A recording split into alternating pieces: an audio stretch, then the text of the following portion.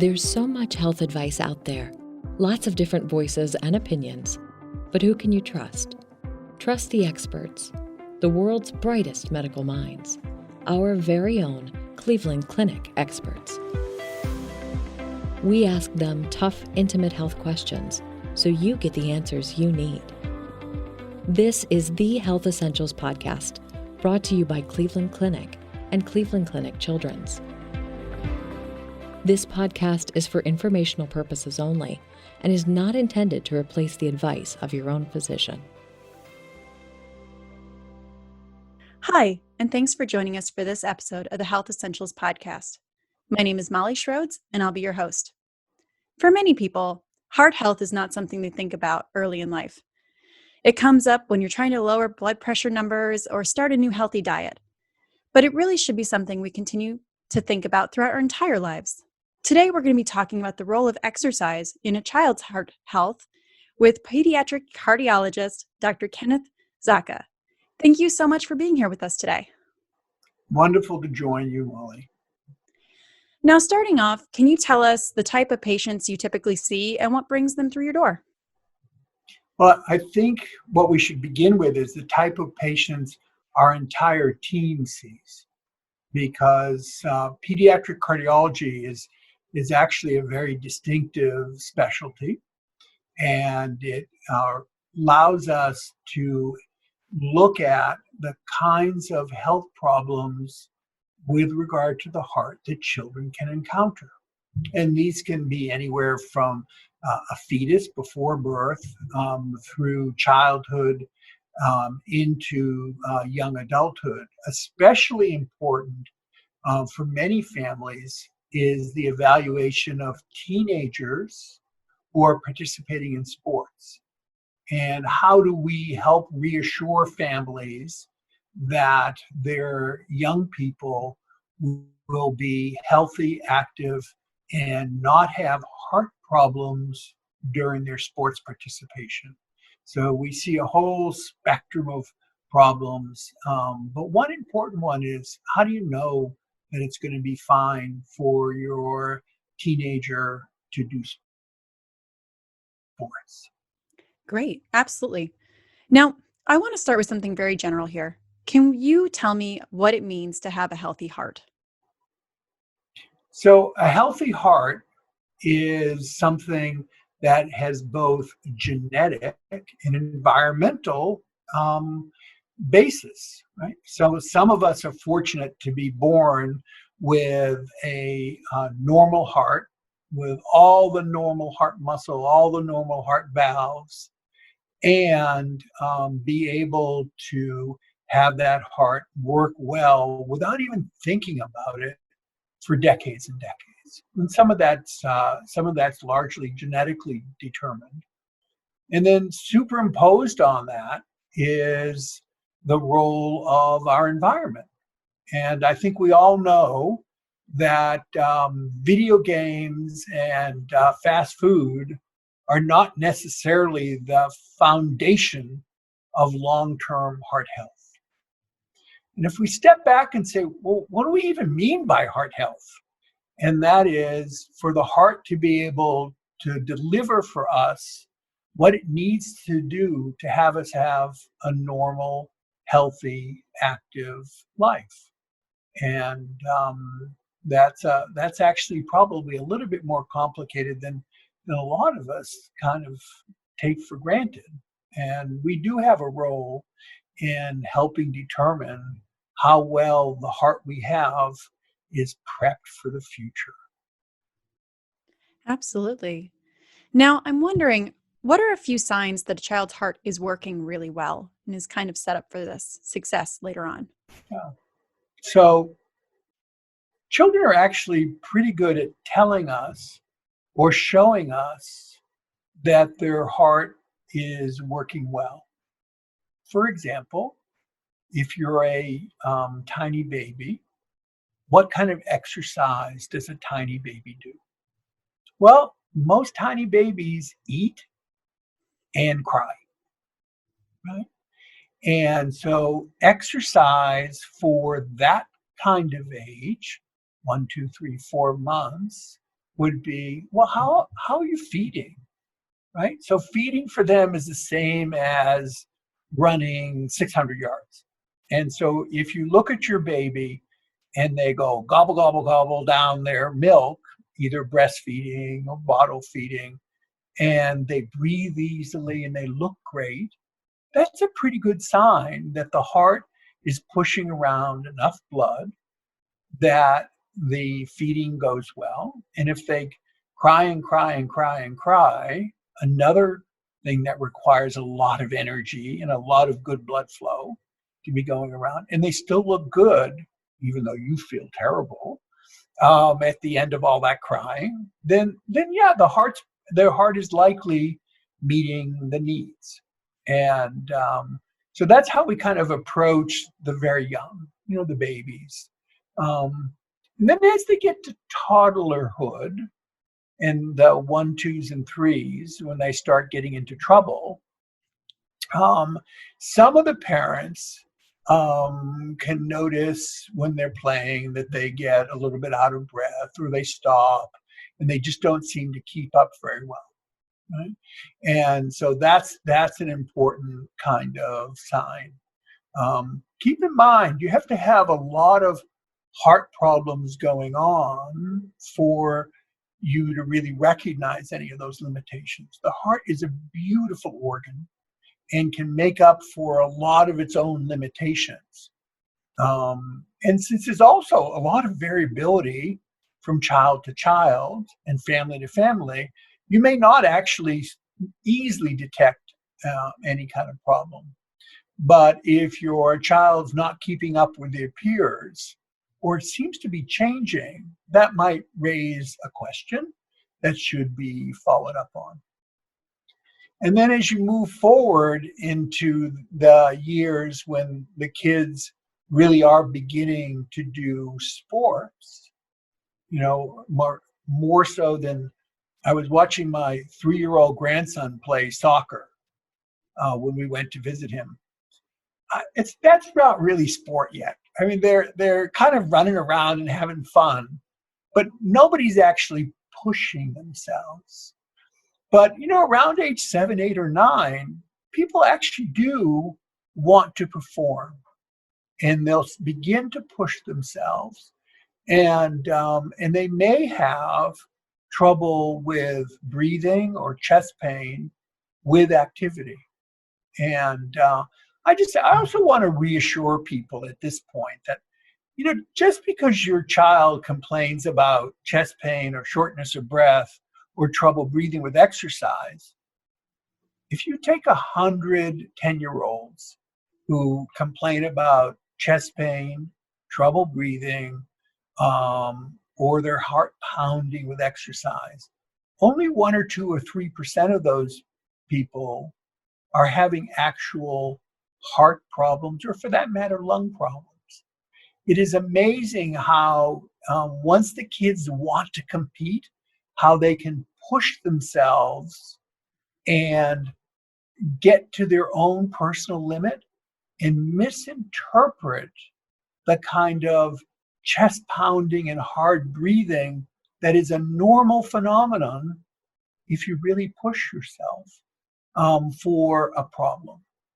But with that said, there are a couple of percentage and that's what our job is, to figure out maybe what our job is as parents and maybe as grandparents, but certainly as pediatric cardiologists. Well, wait a minute, is this that 2% or 3% where it's really more of a problem? So I think that's really interesting, the point you bring up about how exercise changes with each age group. That's kind of fascinating. I hadn't really thought about that, particularly with babies versus older kids. We have to think about what our bodies need to do at every single age, and make sure that people also learn how to listen to their bodies. When we're trying to counsel teenagers in particular about smart exercise, you start by telling them everybody should stay well hydrated. Well, we understand that.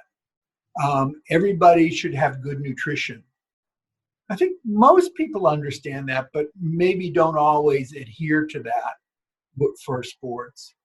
And then we tell them that nobody can run a marathon without working up to running a marathon.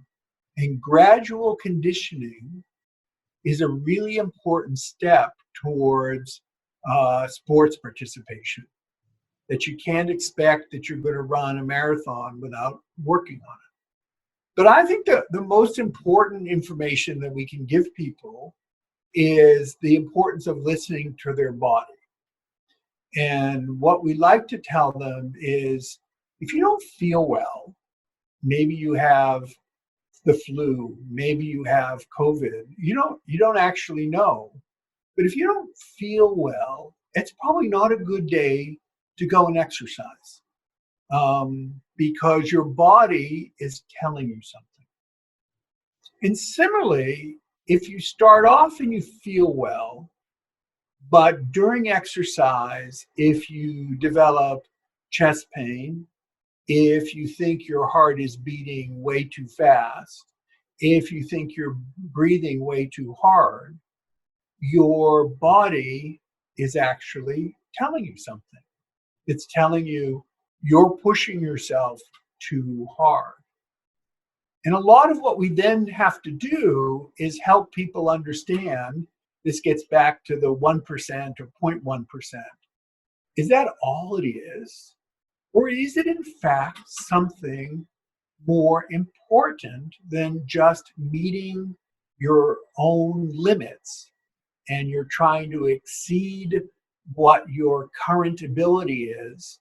Or is it in fact some problem with the heart muscle? Is it some problem with the heart valves? Is it some problem with the coronary arteries? And all the other things that sometimes can get student athletes into difficulty. Absolutely.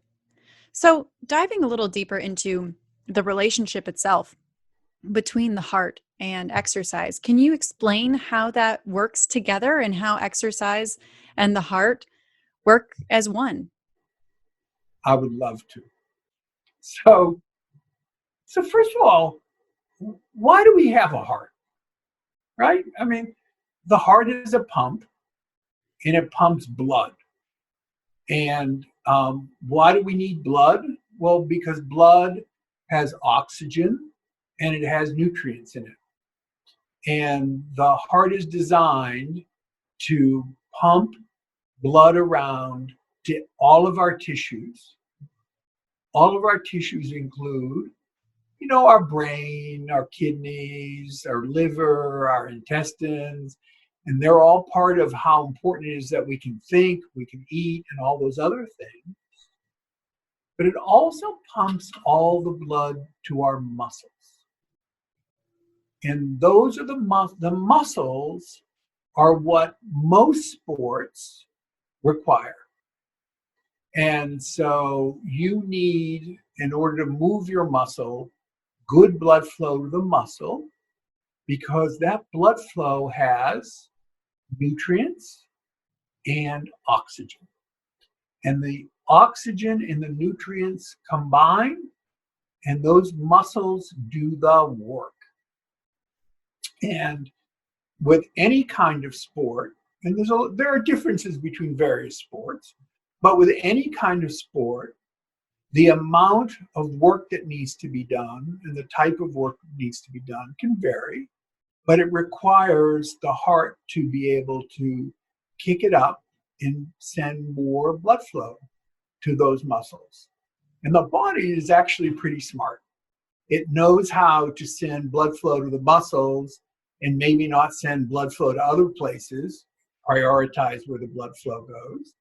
And the heart is pretty smart in that it can pump more blood with every beat, but it can also pump faster.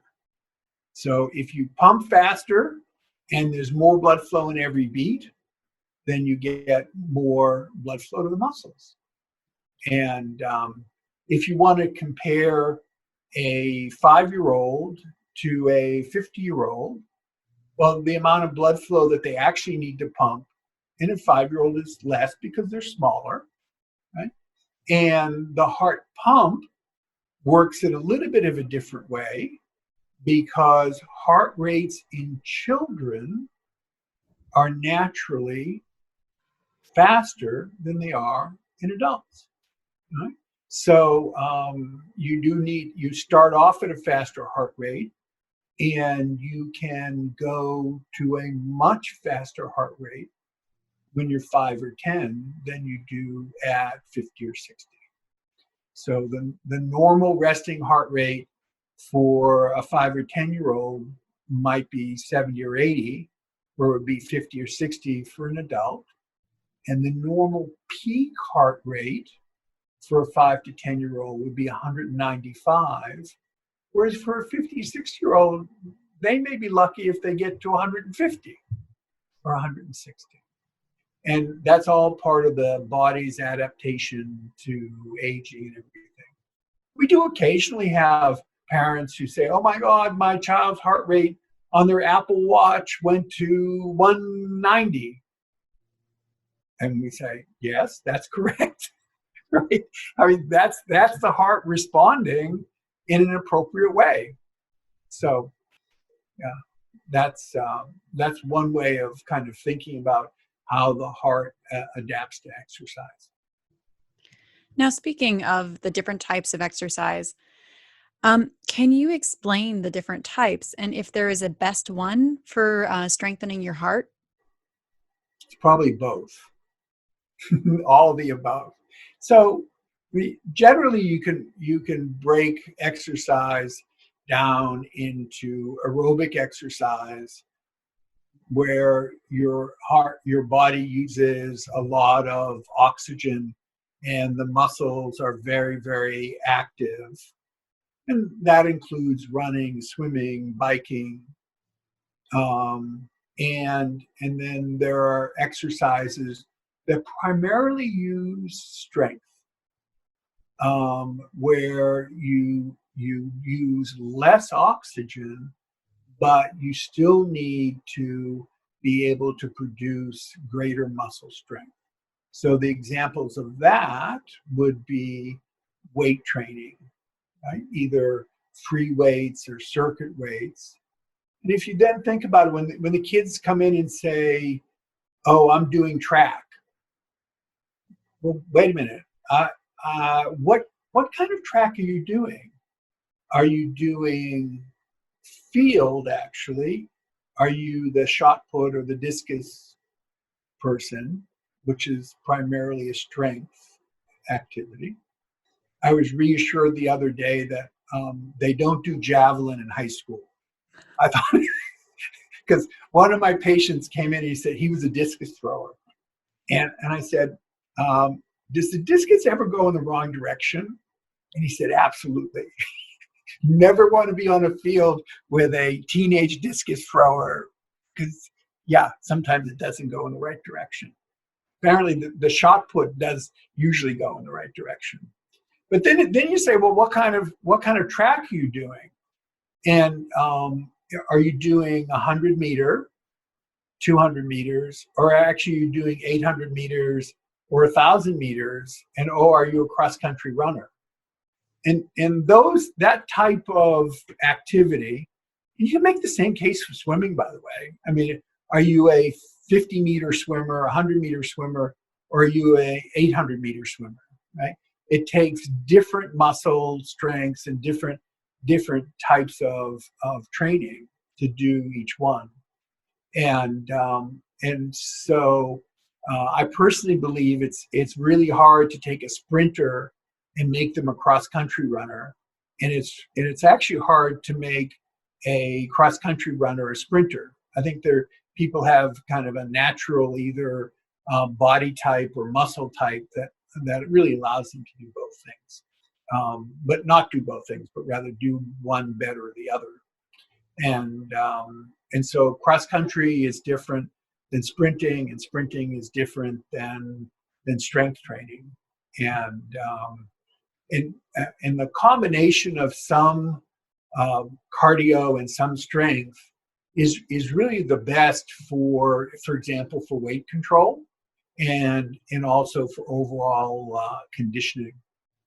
And for the people that are simply interested in doing cardio, what we also recommend to them is that they do interval training rather than kind of steady state activity. You can get your best cardiovascular improvement by doing interval training, where you take your heart rate and go from, let's say, 120 to 180 and hold it there and come down and then cycle back again. And if you're able to do that kind of training, you can improve your ability to exercise over baseline by about 25%. It's striking how much extra work you can train your body to do with careful conditioning. That's really interesting. And I was wondering, is it probably safe to say that we should be encouraging children to have a mixture of endurance and aerobic? What we want to do, if children are children, is for them to have fun, right? And sometimes I wonder whether we as parents kind of want to tell our kids what to do rather than either guide them or listen to what they're telling us and facilitate that. I was recently visiting my 3-year-old grandson in New York, and his parents were on a getaway weekend, and I was assigned, while my wife took care of our granddaughter, to take him to soccer. And he absolutely refused to go to soccer. I had to carry him to the car, kicking and screaming. And as I did all this, I said, this doesn't feel right to me as a pediatric cardiologist. And basically, he just wasn't enjoying soccer, right? And I wasn't doing a good job of listening to what he was telling me. And as soon as soccer practice was over, he was thrilled and he started playing with all of his friends. And he was the wonderful Noah I love dearly. And sometimes I wonder whether we as parents and perhaps grandparents don't actually listen to our kids enough about, well, what are you really enjoying and what are you trying to get out of this sport? And I think that that's an important thing to keep in mind, that the kids especially should be in some control over the sports that they do, and they should enjoy what they're doing and understand why they're doing it. It shouldn't be because we as parents or grandparents tell them to do it. Right. Now, on the topic of having joy and fun in movement, where is playtime, active playtime, fit into all of this? Does that count as exercise? I certainly hope so, because it certainly helps in the making all of us feel better, right? And the parents who struggle with the most active part of their children's bodies are their thumbs on the device controller. I mean, I do struggle with, is that a good idea from a heart health standpoint, right? It is better to have activity. It's better for weight, it's better for blood pressure, it's better for cholesterol. Maybe not in a 5-year-old, but certainly in a 5-year-old or 10-year-old, that lays the seeds for what the future is and how you can modify your own personal genetic risk. And if in fact you develop a sedentary lifestyle, the likelihood of you making your genetic baseline blood pressure and cholesterol and all the other long-term health problems that we develop as adults worse is in fact greater. So some form of activity, walking the dog, doing your chores, doing other things, is in fact important. But all active play, so if you have a 4-year-old and you set up a little gym set in the backyard and they're running up the stairs, down the slide, running up the stairs, down the slide, that's fabulous, because that teaches them the joy of that kind of activity. Wonderful. So I'm wondering, we talked about this a little bit earlier about how exercise can kind of morph with your age. But is there an age that parents should really start making a conscious effort to be encouraging their child to exercise? So the first thing parents can do is they can certainly model activity and exercise, right? And I think that's a great way to help your children also enjoy being active and exercising. I mean, I don't think it's fair as parents if we hold our kids to a higher standard than we hold ourselves in terms of activity and exercise. And there's certainly things that, perhaps we can do together as families that can bring physical exercise and activity that everyone can do. But I mean, I don't think there's really any age where there should be any limitation placed, except that for safety, right? I mean, you don't want somebody climbing up a ladder who's going to get dizzy and fall down the ladder. I mean, you have to have some common sense. No child should swim unobserved, right? I mean, there's some key kind of things. I mean, certainly water play is something that most young children benefit from, so that they, especially if they can learn how to swim, it can be an enormous safety factor for them as they get older as well. Now, do the rules around kind of just general exercise safety ever change if a child's born with like a congenital heart defect? You asked some of the best questions. Yeah. So I would say a significant majority of congenital heart defects require no restriction. And that's because there's an incredible variety of heart defects, many of whom are mild, which don't require any limitation at all.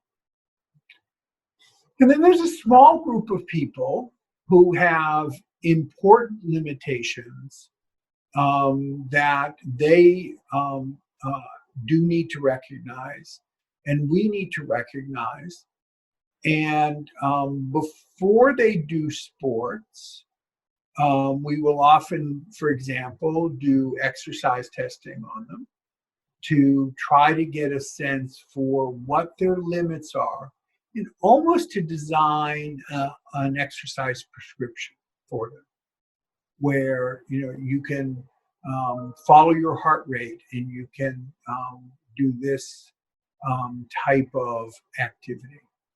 And then there are a group of young people who have the most complex heart disease, where their gym participation and their sports participation should really be focused on how can they be with their friends, how can they participate, yet still keep them safe.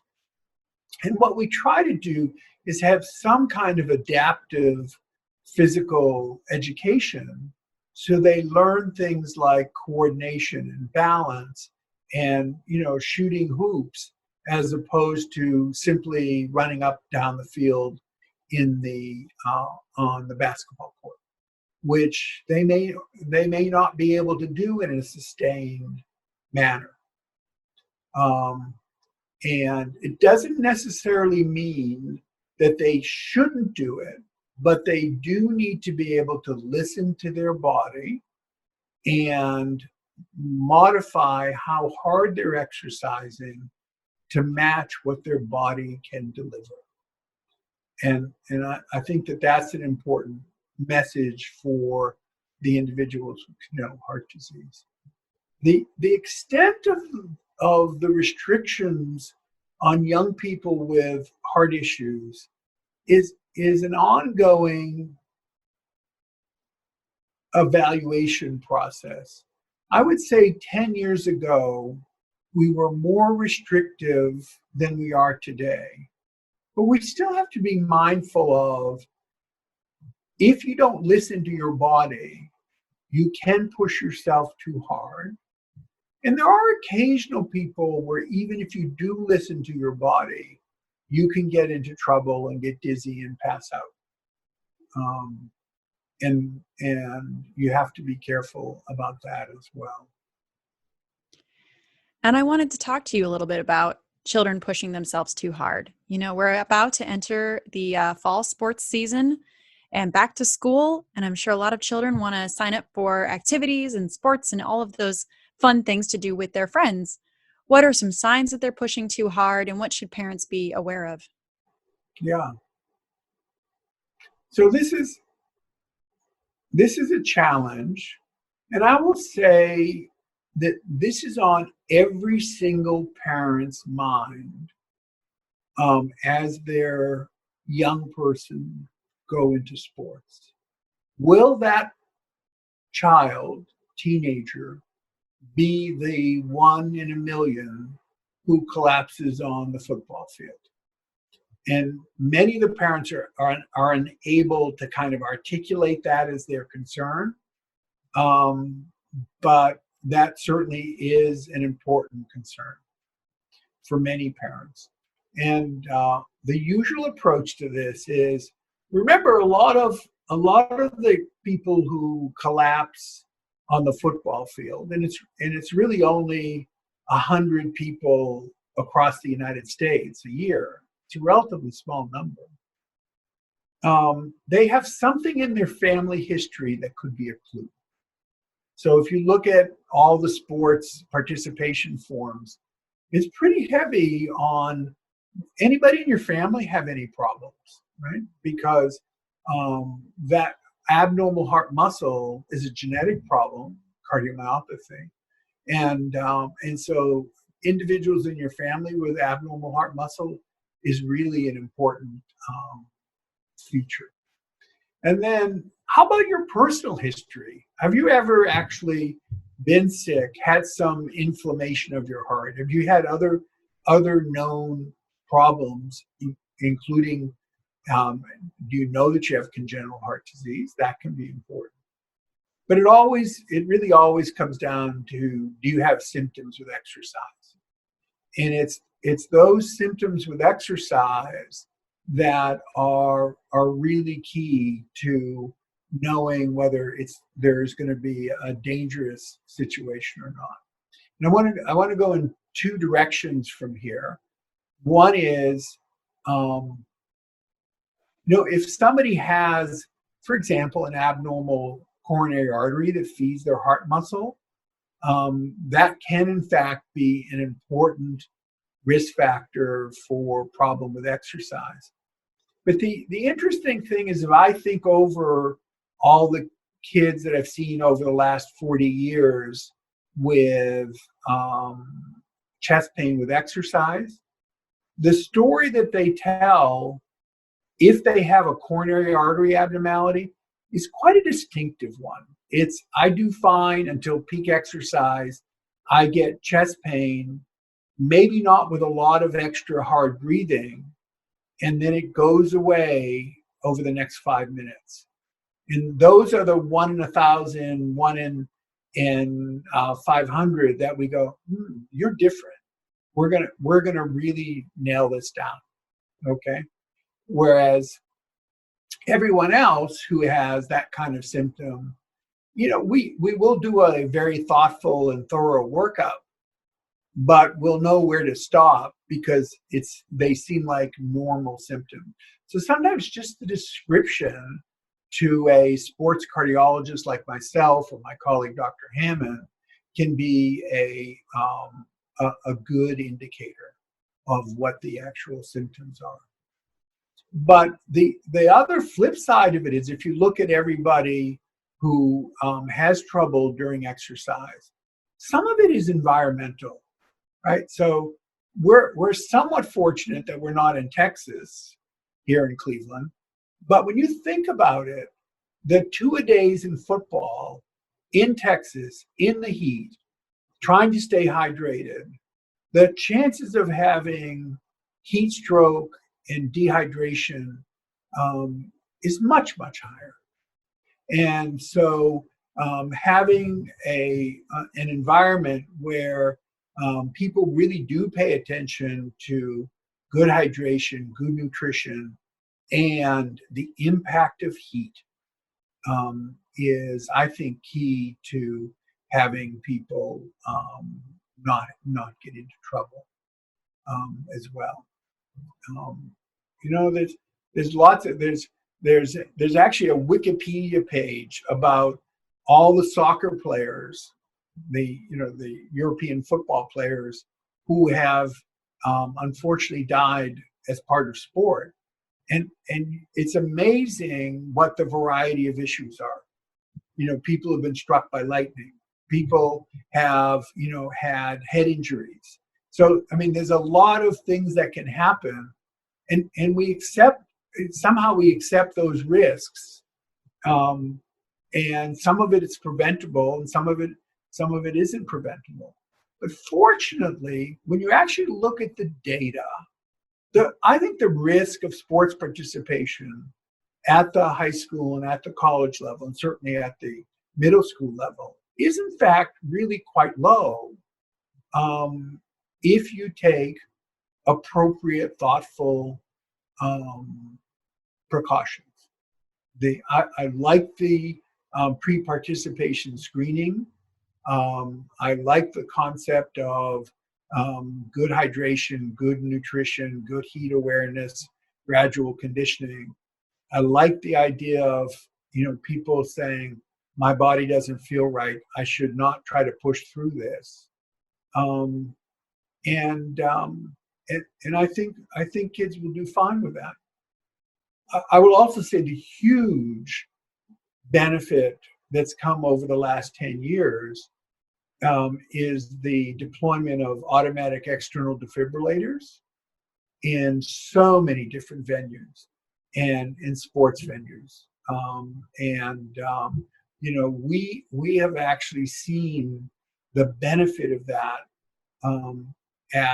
certainly at the high school level, where you, even after good screening, you have an event and people are there. People know CPR, people know how to use the AED. That a lot of us feel that CPR training is one of the most important things you can learn in high school, because you can save a life, and as opposed to realizing that you didn't know what to do.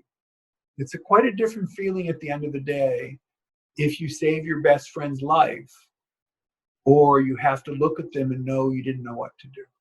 And that's why CPR and AED is so important for adding that extra level of safety for high school sports. Now, I want to ask really quickly about the importance of rest. When we're talking about exercise, I feel like that's the flip side of the coin here, is saying, with all of that exercise and exertion, there's also recovery time. How is that important?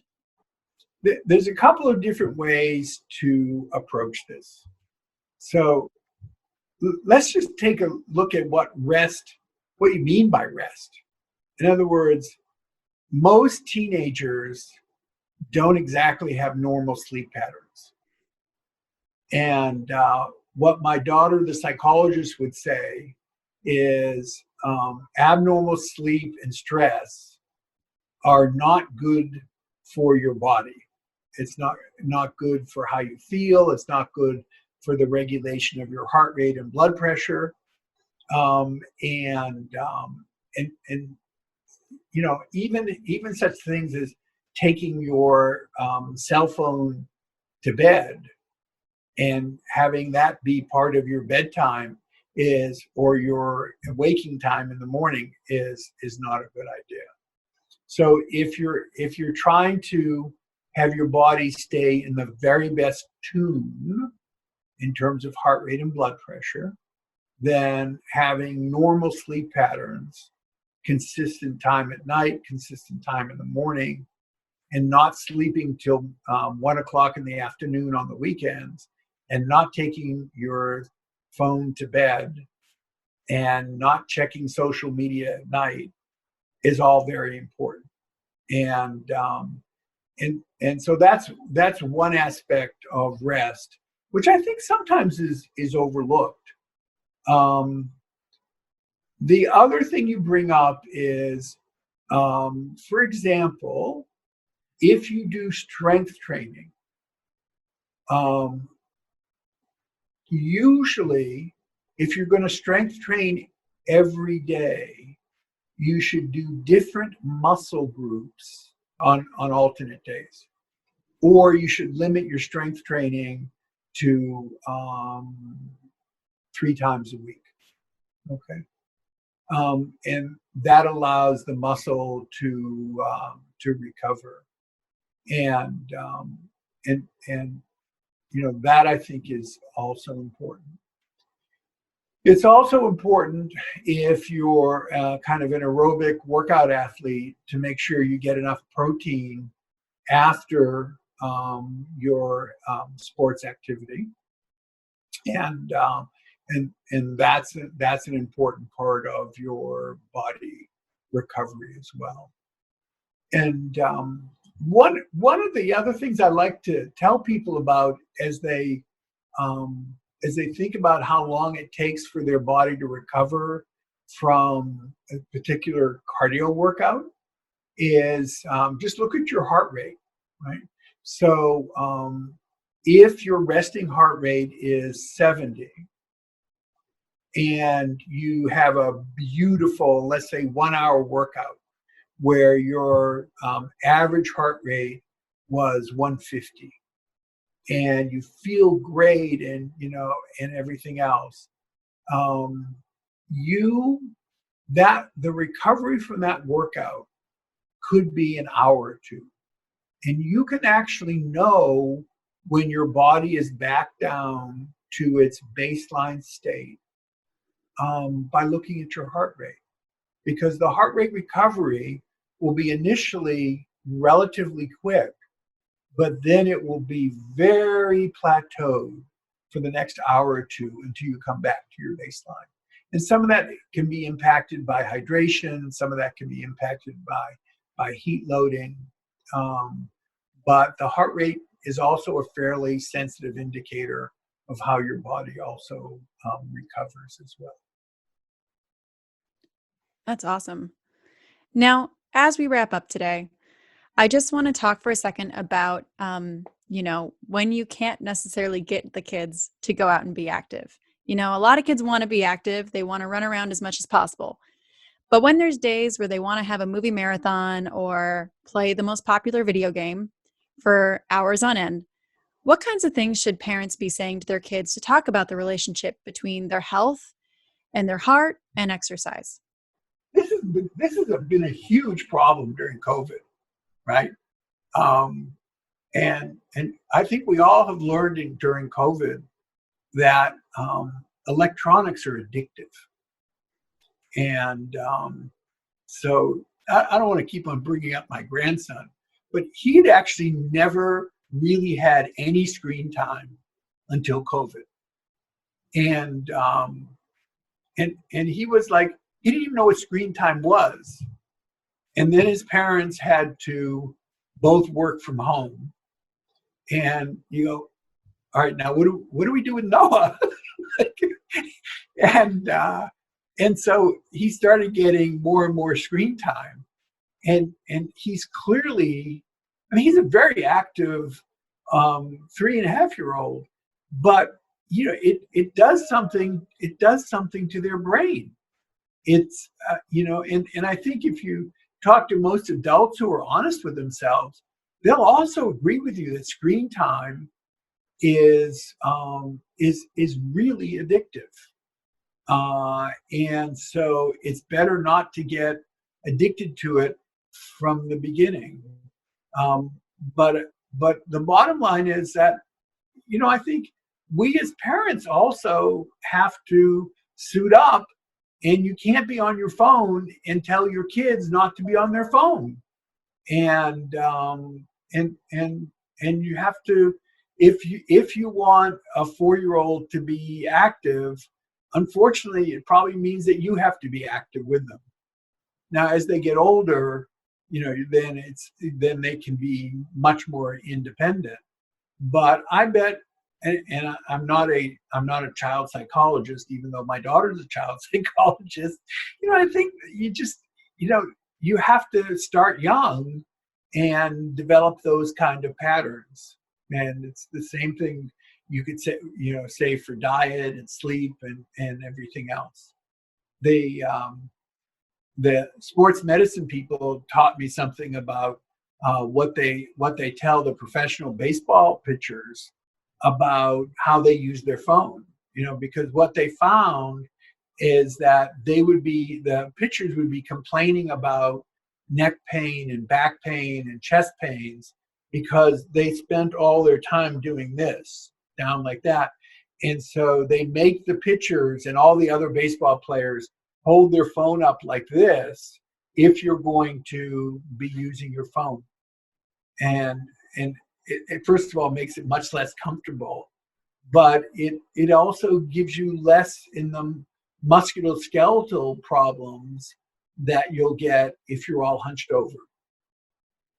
And so when I talk to people about going into healthcare as a profession, I actually routinely tell them, make sure you learn how to type. Because even in medicine, we have so much screen time that's such an integral part of how we do things. And so I think that's something that we should always keep in mind. There is such a thing as too much screen time, both for work and for play. Fantastic. Thank you so much for taking the time to talk to us and sharing your insights, Dr. Zecca. I hope it's been helpful for you. Thank you for asking me. To learn more about kids and exercise, visit clevelandclinicchildrens.org/cardiology. Thank you for listening to Health Essentials, brought to you by Cleveland Clinic and Cleveland Clinic Children's. To make sure you never miss an episode, subscribe wherever you get your podcasts, or visit clevelandclinic.org/HE podcast. You can also follow us on Facebook, Twitter, and Instagram for the latest health tips, news, and information.